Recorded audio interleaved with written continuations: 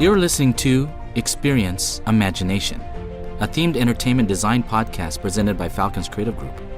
Every episode, we discuss a new topic with a panel of creative professionals. Hi, I'm Cecil McPuri, President and Chief Creative Officer of Falcons. Hey everybody, this is Abhinav Narayan, our moderator for the episode. Hey Cecil, how's it going? Good. So today, on this audio podcast, we are talking about sound. Oh, audio. That's great. Sound design and themed entertainment. Excellent. Why is this topic important? Why is sound important? It's like, if you don't have it, it's like one hand clapping. You need sound to clap. Yeah, our experiences can't survive without sound and music. It's a very important component to what we do. Absolutely. And who's joining us on this conversation? Joining us today is Rick Morris, our Director of Sound. Hi, good to be here. And Director of Editorial, Jesse Allen. How's it going today? And two composers are also joining us, Penka, Kouneva and Mike Brassell. Fantastic. So the conversation is going to start with Jesse and Rick, and then halfway through we'll be able to bring the composers in to share their thoughts and insight as well. That sounds great. All right, well, we'll catch up with you at the end of the conversation. Perfect. To start the conversation, I wanted to ask, why is sound so important for immersion? Well, sound is one of those things that really brings out the emotion. I don't see how you can get emotion with anything without music, without sound effects, without, of course, dialogue. It makes a huge difference of just how the story is told and the emotion that you can pull out of people with music, and especially with music. I think it's totally a feel thing. It's hard to nail down. You know, most people only notice it if it's wrong, yeah, or if it's absent. And then they're like, "Huh, it looks like Persia, but it doesn't. It doesn't feel like it." Yeah, exactly. So there's something to be said about the fact that sound, I think, is the only truly 360-degree experience. You know, that's why they call it surround sound. Absolutely. It's pretty amazing, actually, how your hearing can detect things behind you or above you with pretty good accuracy. Yeah, actually amazing accuracy. It's amazing because you only have, 6 inches between your ears, but the sound reaches one ear quicker than the other ear. And just that fraction of a millisecond difference is like shows you which direction the sound is coming from. It's amazing how the ear is designed and the way it bounces off the little folds in the ear and that kind of thing all tells you direction of something. Now, how do you define a great audio experience in themed entertainment specifically? When you first walk in, a lot of times your first experience is going to be the sound. You right. See the signage and that kind of thing, but you walk in and in your first cue line, you're getting the music and you're getting the feel of that environment, and sometimes sound effects along with it just to kind of set up what's about to happen. And so it's a big part of storytelling is with the sound. When you walk in, you got the music in the cue lines, and you go into pre-shows, and you have sound in every part of it that is setting you up for the big event. And then, of course, the big event has the big sound. What has changed in audio in the last 10 to 15 years? What new abilities do you now have? Well, I would actually like to back up a few more years before that. Okay. Because when I first did my first sound editing, it was on tape, cutting tape with a razor blade. Really? Okay, now look at what we have today from back then. And, and I got pretty good at it and pretty fast, but what you can do with digital and workstations now is just unbelievable. And now with the plugins that do so many cleanups and, you can save some audio that we never would have been able to save in the past. So, it's learning the new techniques, new ways to, new filters. I think what I've learned since, even coming out of film world and getting into the theme park world is a lot of just new techniques of how to make a sound that's going to really work for a different environment than in a pristine theater. Right. There are different frequencies that are going to cut through. Certain frequencies aren't going to work at all. And it's a different way to approach sound than with feature film. You have to take into account the physical environment. Absolutely. In which the sound is being delivered. Yeah, it's a huge thing to take into consideration. Yeah.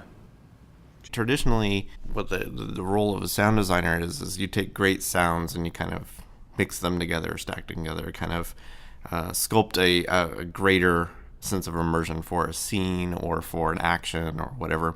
But if you think of the sound itself, like the recording itself, it's kind of like a really good photograph, right? You're just making a collage of photographs, but they're still photographs. They're not moving. They're not part of, a living entity, right? You're kind of putting together stuff that has already happened.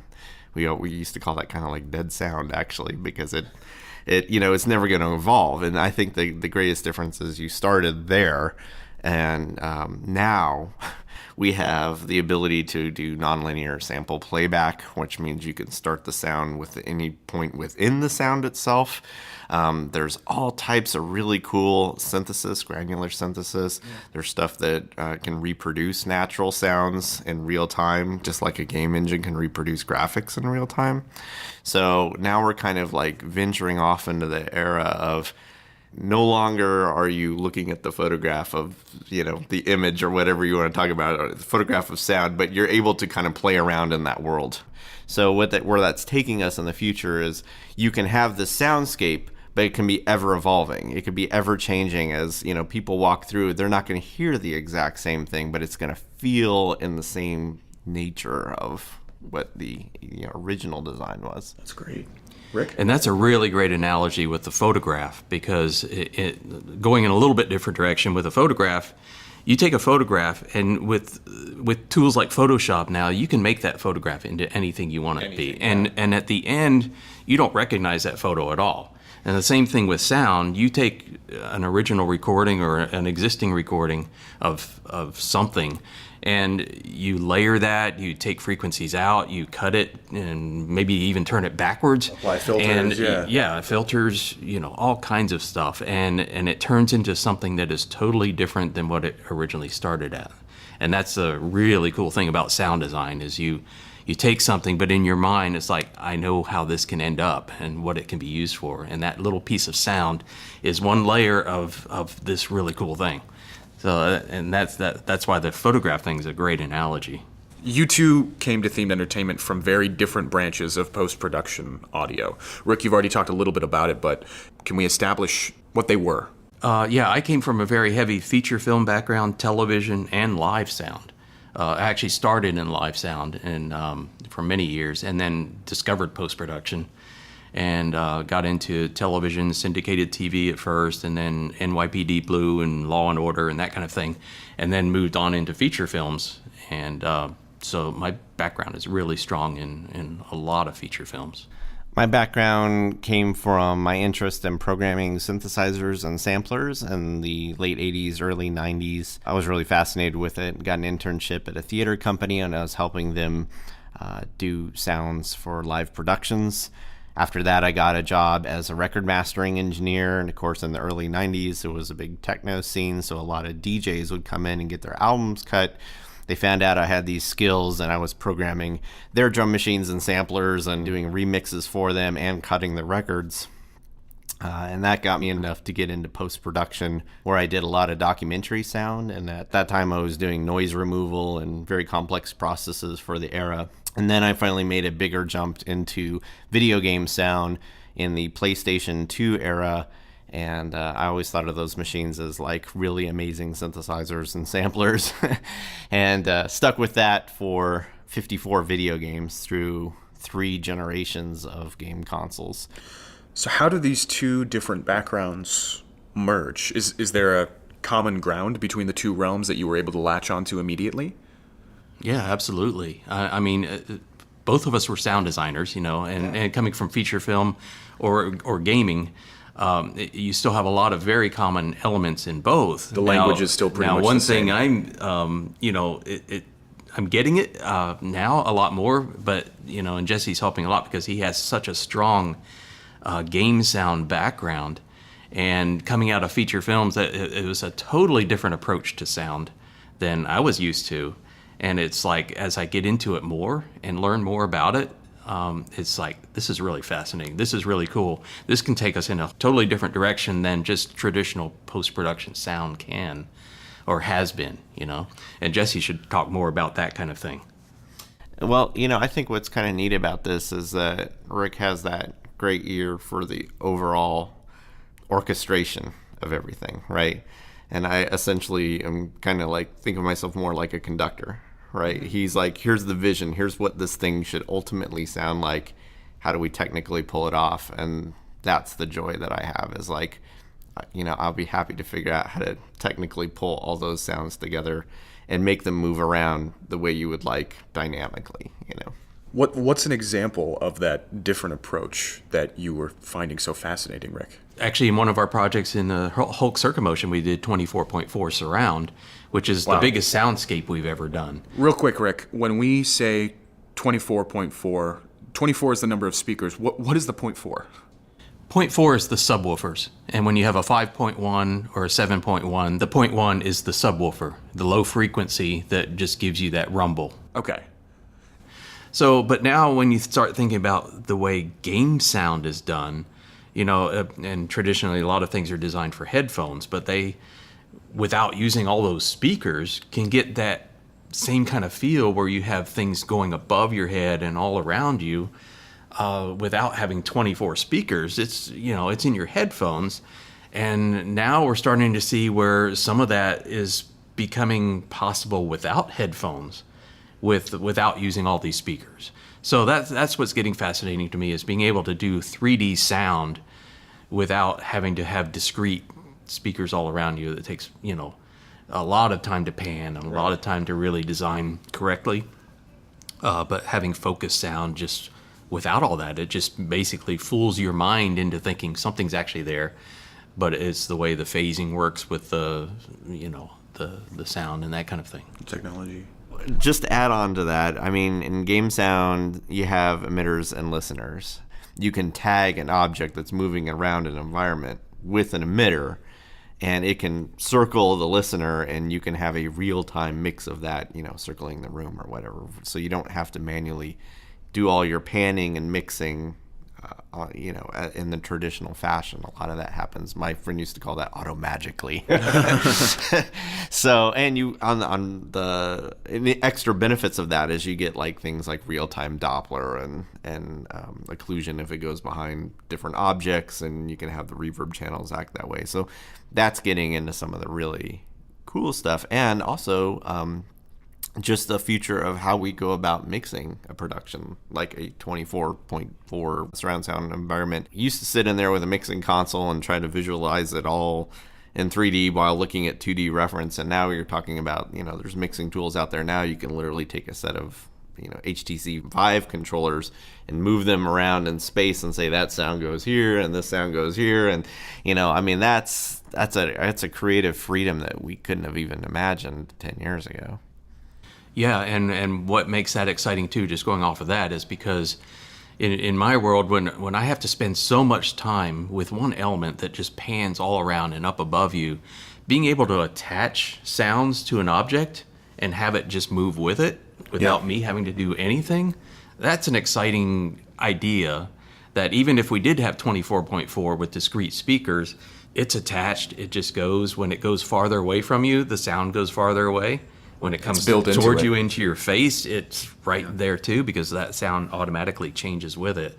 And so the concept of going into that kind of game sound philosophy is really exciting to me. What is the biggest challenge of sound in a themed environment? I would say getting people to understand its value when you're pitching it.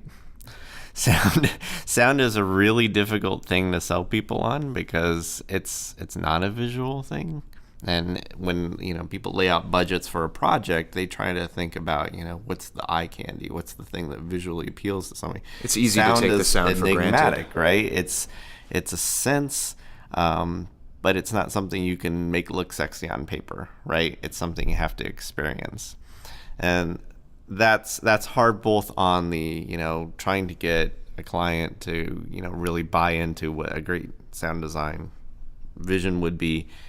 Also, and when you're talking themed environment, the acoustics that are required to make it sound really fantastic as well, and isolate it from other environments and deal with reflections and that kind of thing.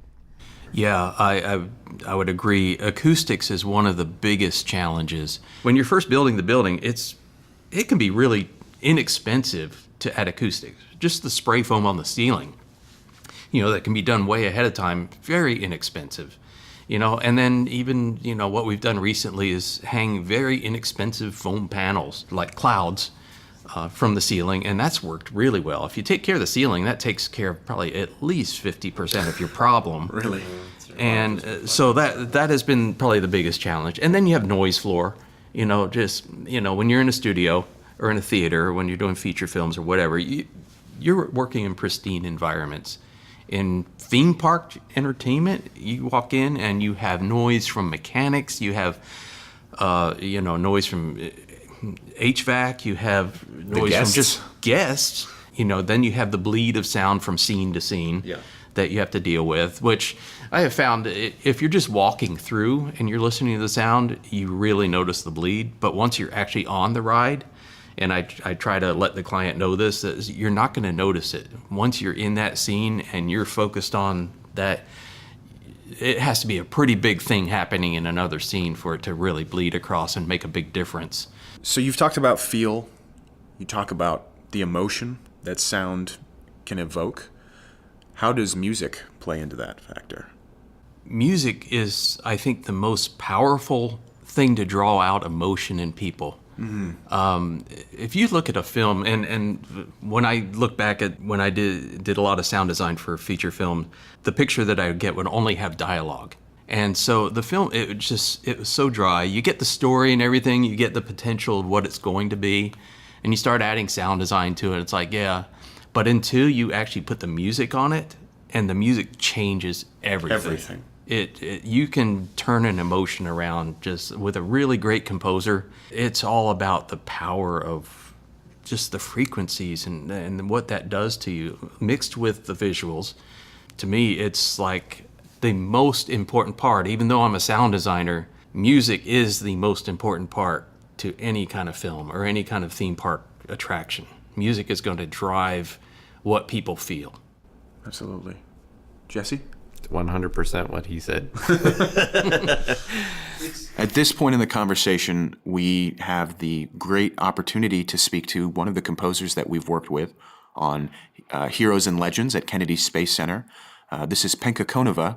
Penka, thanks so much for joining us. Hi, so very nice to meet you. First, let's go ahead and listen to a quick snippet of your work, Penka. This is music composed for the Heroes and Legends experience at the Kennedy Space Center, right here in Florida.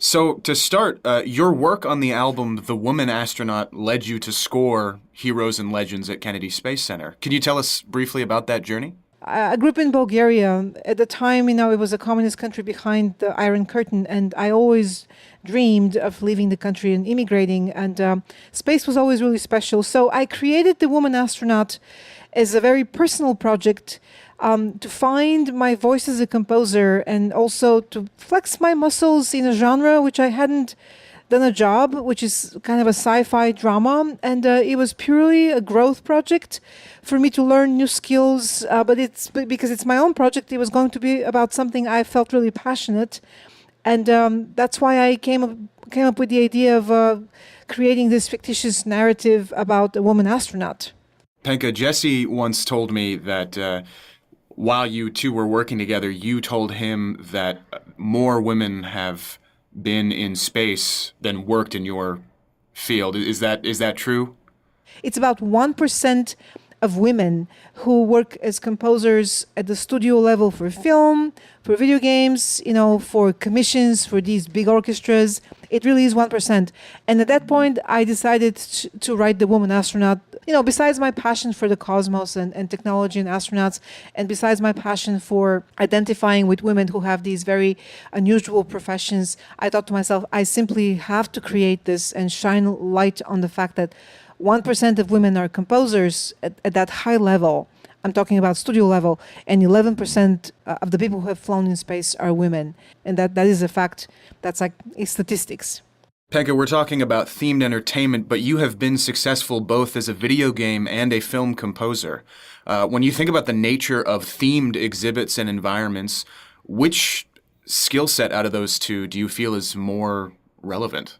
As a composer, my biggest challenge is to create music which is so emotionally riveting that it becomes part of the memory. It becomes part of the memory of watching a film or playing a game, and certainly visiting a theme park. So the music not only creates the emotional backdrop, but also makes us remember. And I so distinctly remember that one day visiting the Kennedy Space Center with my family, and one thing that struck me is how musical that theme park is, in the sense that there's always music on the bus tour, in the different exhibits. It's an amazing honor for my music to be part of that entire musical atmosphere. I would say being a cinematic composer, creating themes for characters is what helped me, but also imagining myself in that situation and helping the audience be transported and feel the challenges and experience how it feels for your rocket to malfunction or to lose power or to lose control. So again, my job is to create that emotional backdrop so that people feel what they're watching. In this podcast that we just did, we talk a little bit about kind of the future of audio technology, and some of the stuff that came up there is, we're talking about 360-degree positional sound, which kind of goes far beyond surround sound. As a composer, what would you like to see happen in the future with sound? Like, what would be the thing that you would be like, I can't wait till we're able to do this thing? Oh, this is a really good question. As a composer, my priorities are always two. First off, to write emotional, memorable music. And second, to think about how this music can work together with the technology so that the experience is maximally powerful. I'm right now actually really studying 3D audio because I do a lot of VR projects. Actually, right now I'm in the middle of scoring a 360 videos, as in VR experiences, and I think I'm really fascinated by height. How the music can be spatialized and how the musical stems can be spatialized. So actually, I have another passion project I'm working on, which is purely for my own growth and really understanding and really wrapping my mind around the VR. It's just essentially music, library music for VR potential future projects. But my goal would be to really compose with 3D sound in mind and positional sound in mind, which basically means I have to imagine how each instrument or each vocal line or each element of the music is going to be placed in terms of a 360 and 3D space. So this is just something I'm thinking.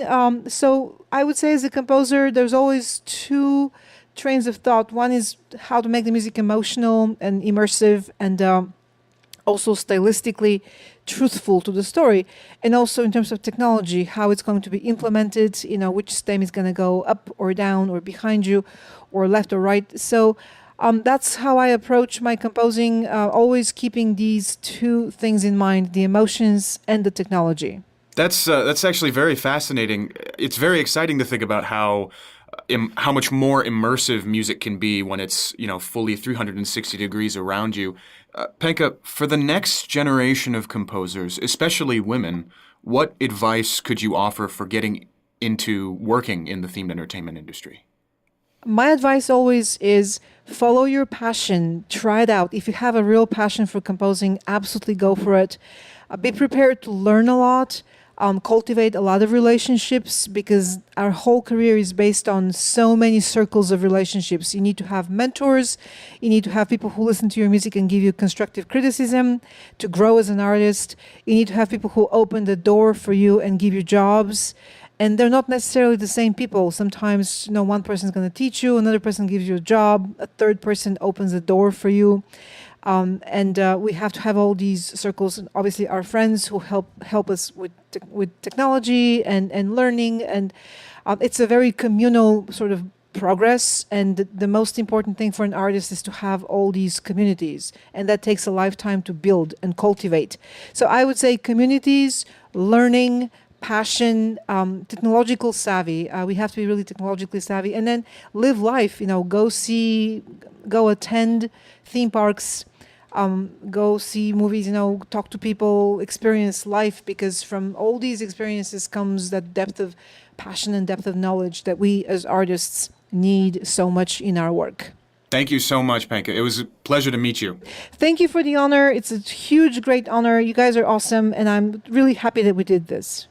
Our second special guest is Mike Brassell. He's worked with Falcons on composing music for several different attractions. Mike, thanks so much for joining us today. Hey, thanks so much for having me on. I really appreciate it. First, let's listen to a portion of your work, Mike. This is music composed for the 4D dark ride Avengers Battle of Ultron at IMG Worlds of Adventure in Dubai.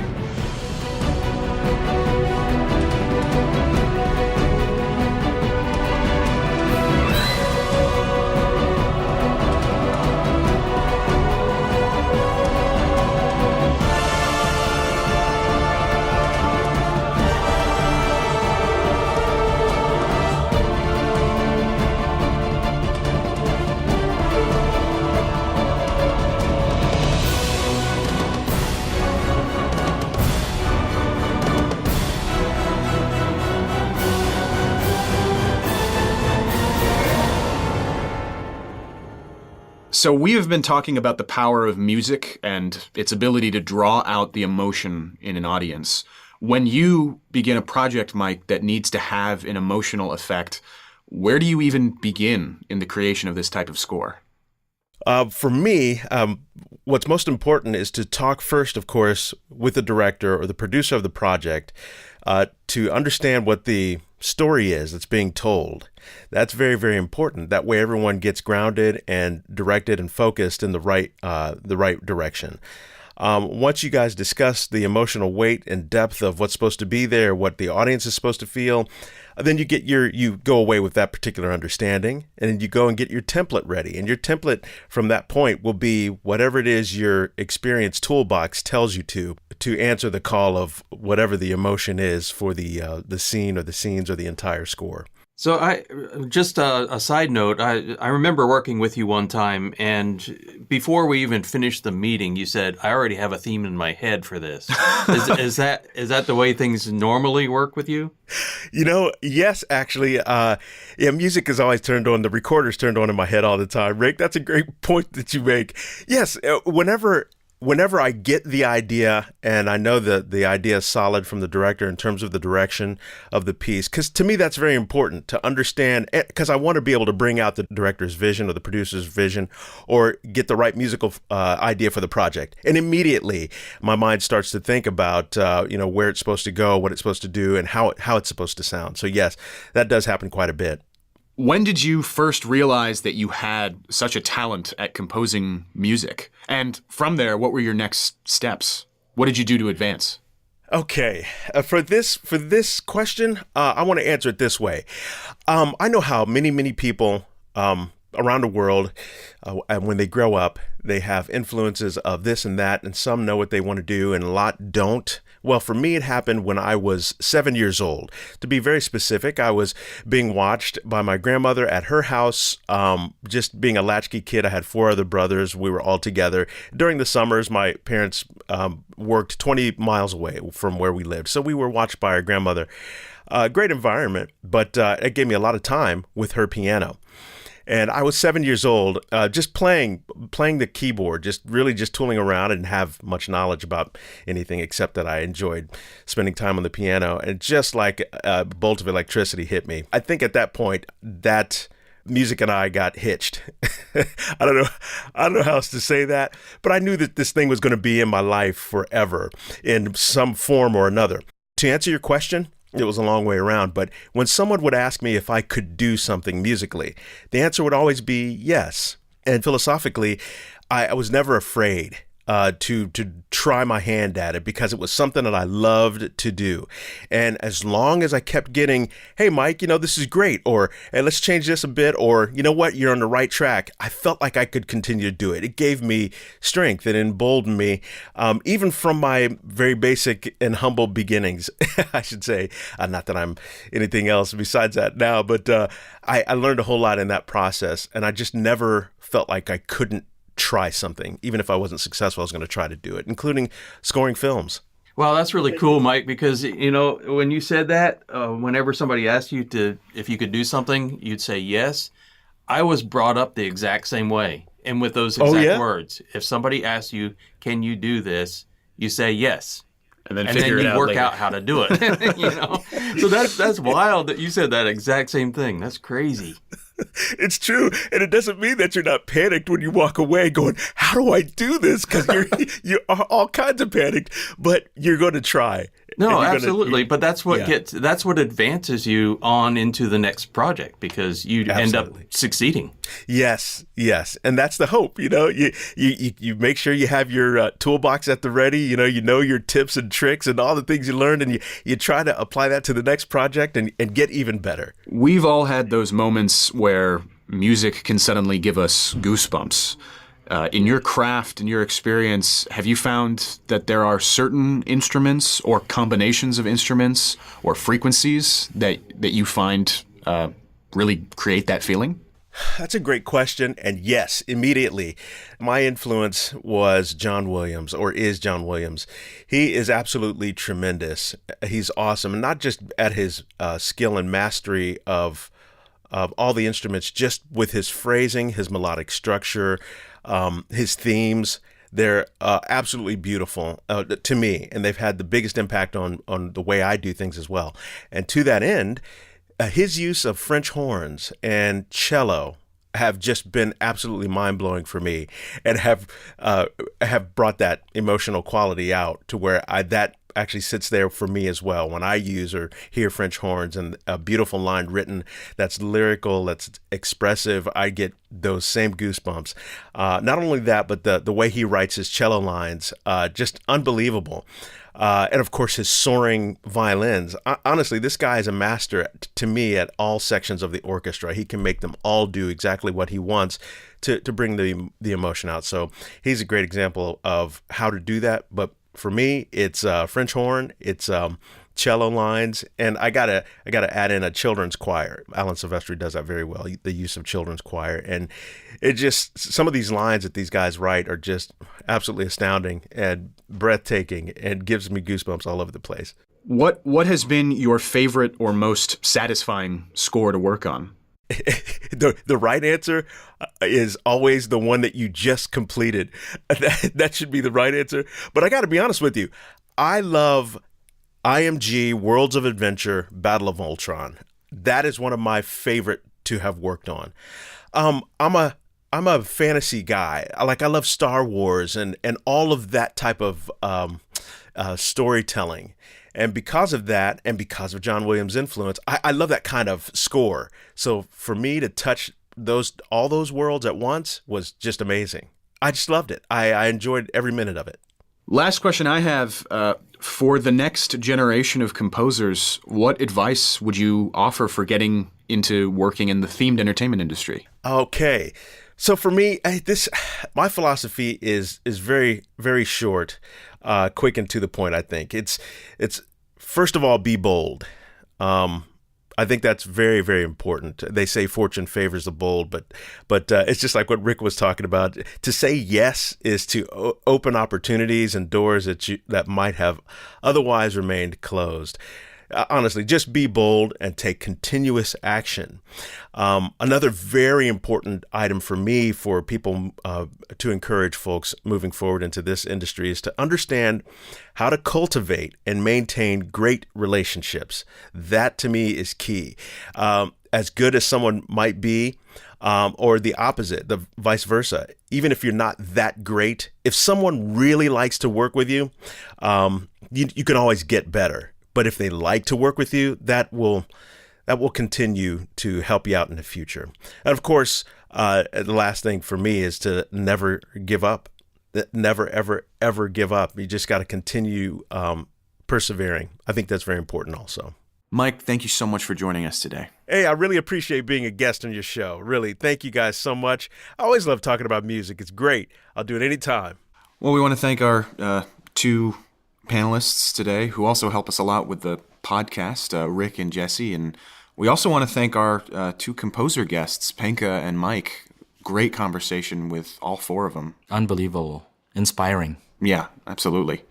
It really is true that sound is that thing that you really notice it when it's not there or when it's done wrong.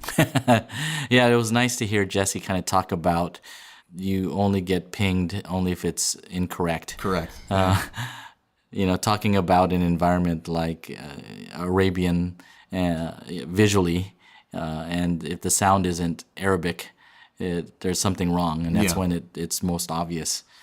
Something that you take for granted, I think. And to Rick's point about how it's the tiniest inconsistency that your ears are able to detect. Yeah, that was unique information for me. And I didn't realize, obviously I have two ears and I probably know the distance between my ears.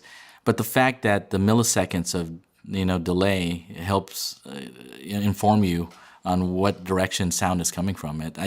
You don't think about those metrics when you think about sound. It's just part of our everyday. It's like breathing. Yeah. Listening is part of what we do. It starts to become a conversation about just the power of the human brain, like all the geometry that you're doing in your mind when you're just trying to catch a football in the air. The same level of insane calculations are going on when you're listening to sound. And even that takes sound and visuals, combined.